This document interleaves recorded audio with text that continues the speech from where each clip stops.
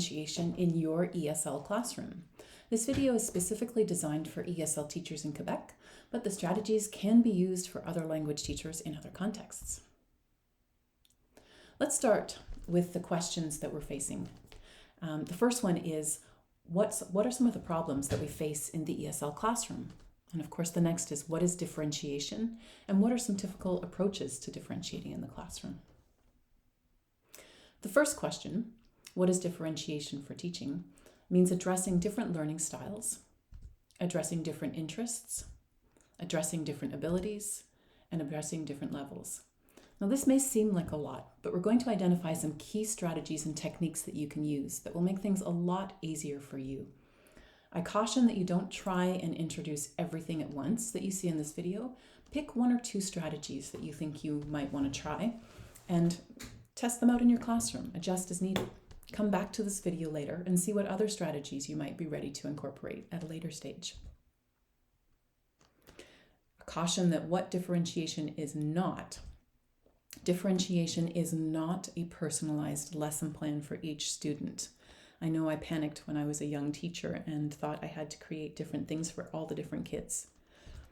In fact, lesson plans that use differentiation often have the same topic and the same types of activities for everyone, but it's the tasks and expectations for the tasks that vary. So don't panic. Some typical approaches, so some of the things that teachers already do in the classroom, and you've probably seen a few of these. One of these is that they have a student helper, so stronger students help out the weaker students, or supplemental activities. So if some students finish their work earlier, they get bonus sheets, or others are given remedial work to work on at home. But if you haven't tried this out already, most students do resent being given extra work. We'll try to figure out how to avoid that extra work idea in the following slides. So here are some of the differentiation approaches that are supported by research. So the first thing is that being proactive. So watching this video is a great start. You're already on the right track. So being proactive about differentiation rather than reactive, addressing it in your lesson plans. Thinking about student interest, giving them choice, and this is the key factor. We'll talk about this a lot. Employing small groups or cooperative learning techniques, especially ability groups. Allowing student choice of topic within teacher parameters. They don't get to choose everything, obviously. Using differentiated materials. They are on the same topic again as the rest of the class, but may have slightly different questions or different tasks or different text. And finally, building on what students already know. So if you speak to a student, if you ask students to produce a project, they can build on stuff that they're already interested in and passionate about.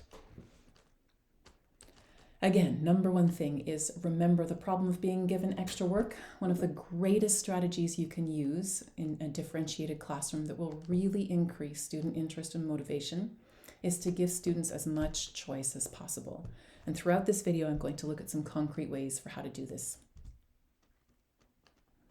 So here's the first general strategy that I'm going to present, and it's one of the most effective ways to differentiate in any classroom.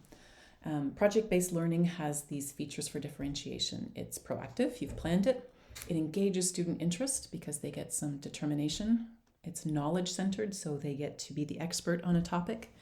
It builds on what students already know and what they'd like to know. And it often employs small group and cooperative learning.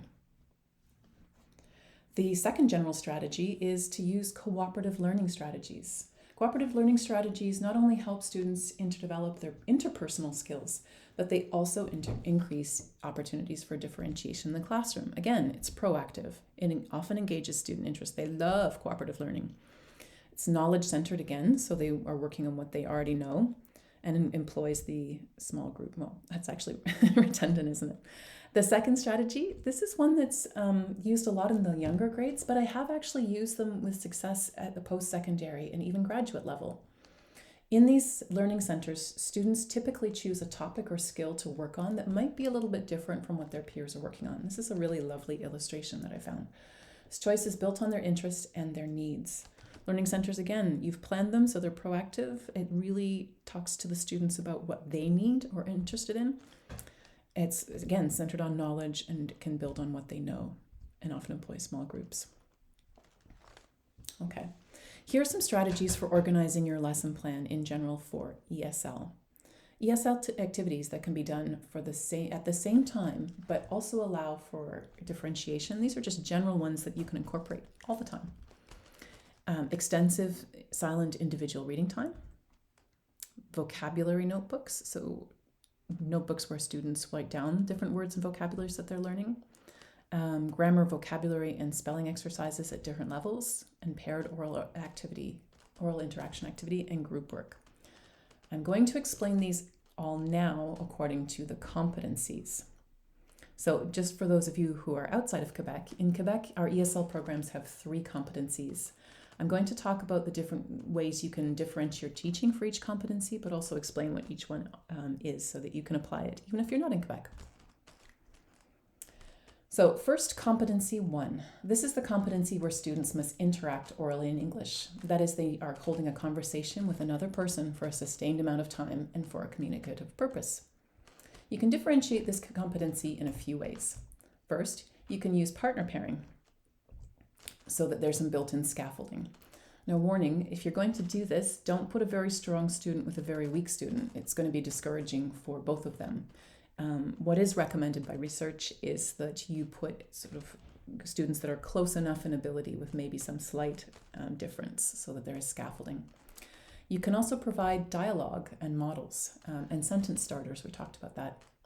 We'll talk about that a little bit more. This is an example from a book from the Pearson Irby book, Breakaway. So you can see how that works.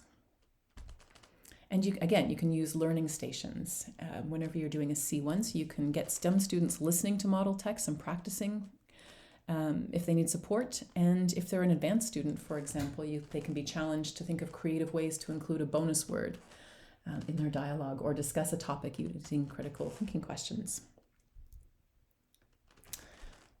Competency 2 is the competency that asks students to read and understand a variety of texts and to reinvest their understanding of these texts in different ways.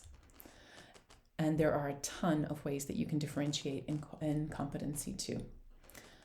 One of the best ways, and I talked about that a couple of slides ago, is to introduce an extensive reading program. And this is where either for a whole class or for 10 or 15 minutes at the start or at the end, students are encouraged to bring a book or a magazine or a graphic novel of their choice and read it. And you can ask them to respond in different ways, like a reading journal or question of the day or whatever it is. I use this technique often in my high school classrooms, and students automatically selected texts at their level. For example, in one secondary 1 or grade 7 classroom, I had a student reading musical magazines, and another student was reading Lord of the Rings. So they automatically differentiate there. Graded readers are underutilized, I think, but really an excellent way for especially high school students or the whole class to read the same book at different levels. If you have some very strong students in your class, you can challenge them by giving them the original versions while the rest of the class has graded readers. Differentiated vocabulary targets. This is what I was talking about earlier with the vocabulary notebook. So you can ask them to, when they're reading a text, to choose 3 or 1 or 5 or however many words you want and add them to their personal vocabulary notebook. So in their own notebook, they write down the word, the definition, how it's used in a sentence, etc., etc.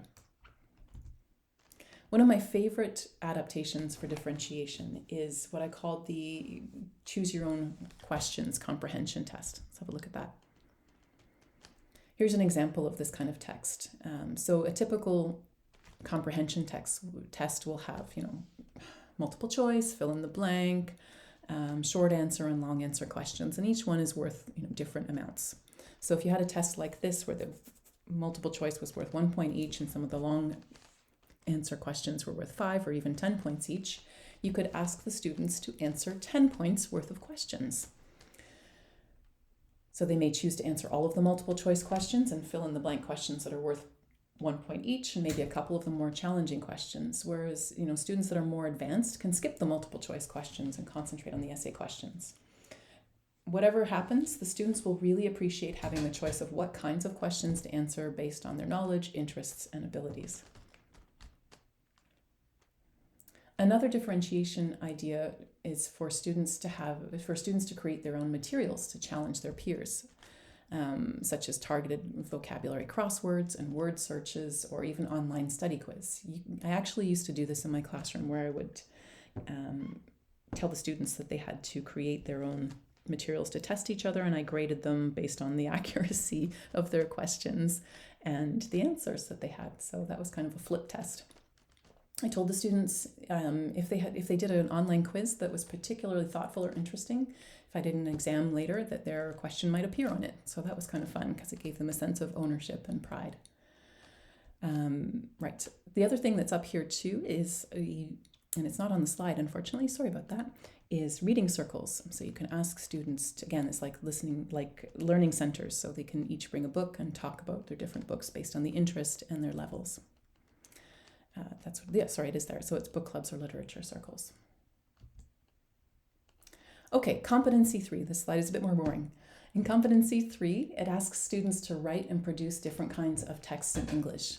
Again, this is where project-based learning will really help you differentiate your classroom, because projects ask students to use what they know and what they're interested in and write about it.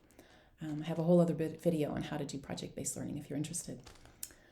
The focus on form approach that the Quebec Education Ministry advocates is actually a differentiated student-centered approach. In this kind of approach, you collect samples of students' writing. So you ask them, the whole class, to write on a topic. Let's say, your summer vacation, for example. You pick up those papers and you read through them. You identify some of the most common mistakes they're making, and you design your teaching to address these mistakes. And this really is, again, a differentiated approach for the whole class. As they get older, you can ask students to pick their own mistakes that they want to improve. So you would do the same activity, but you would highlight students more individually and say, in your text, I noticed that you're misspelling the word "it's." Do you want to focus on structuring, paragraphing? I had a student, when I used this approach, who wanted to use more figurative language because he didn't make any spelling or grammar mistakes. There are even materials out there that specifically offer differentiation strategies. In the teacher's guide, I have a couple examples up here. Take some time to look through your teacher's guide and see what suggestions are out there when you're doing C3. Another idea I came up with for helping students who are learning to write in English is to create a scaffolded writing activity. And this is an example on the screen created by one of my former students. So the idea is that everyone needs to write the middle section. So the middle section is what you're targeting. Here it's the green one. And so if you had a weaker student in the class, you would ask them to fill the top section, the yellow section here. And if you had a stronger student, it would be the bottom section. So this is what it would look like. A beginner would start off by filling out the top section, the adjectives, picking different adjectives, and using those adjectives to fill in the ad-lib sort of thing in the second section and writing out their text. A stronger student would start with a description, filling in some of those descriptions with adjectives, and then follow up with a story, inventing a story that features the monster that they described. So that's it for the competencies. Let's talk quickly about how you can plan to give support and differentiation before, during, and after activities. Before starting, one of the best things you can do before starting any activity is to brainstorm word banks of vocabulary and language expressions with the students that they'll need to complete any task. So the students who need support will have it, and the students who don't need that language support have just had a really helpful review. And it's really important to post those expressions and words on the board or on a poster where students can see it wherever they need it. The other thing is to model what you want the students to do in what we call an I do, we do, you do manner. And this is before you give instructions, actually do an example with them. So do an example by yourself. So if you're asking them to fill in questions, on the board, you would fill in the first question yourself and talk about, I wonder what word could go here. I think maybe this would be a good word. Okay, this is what it looked like. And then you invite the class to do another example with you. Okay, guys, help me figure out what goes in the next one. You do it again, and then you let them do it by themselves or even with peers. Feedback during and after activity is a way that you can differentiate while students are working on something. And again, You can ask students to set their own language goals, for example, what they want to improve with their writing or what they want to work on when they're speaking. Remind them of what their targets are and really focus your feedback to the target of the task and to the ability of the student. Okay, finally, the number one strategy to think about when you're working on including differentiation in your classroom is to integrate choice wherever possible. And I've listed here a few of the strategies that we've already covered, including choosing your own book, choosing what kind of questions to answer. Other things that I've done as a teacher in an ESL classroom is to let students choose what topic to discuss when we had current events discussions, what kind of text they wanted to write, maybe a poem or song lyrics, to talk about language goals, and even to let them explain orally sometimes rather than in writing or through claymation. I had a student who was really gifted in making videos and he wanted to do a claymation, so I let him do that. So the bottom line for differentiation, it's that we're most effective when we are thinking about it proactively. So you're already on the right path. Bravo! Consider what you're doing through different instructional techniques. So the different ways that you're setting up with cooperative learning or project-based learning, for example. Offering options, as we talked about all the way through, different choices. And using materials that promote differentiation, like project-based learning, cooperative learning groups, and same topic and task, but different expectations. Thank you for listening. Here are some of the references that I used.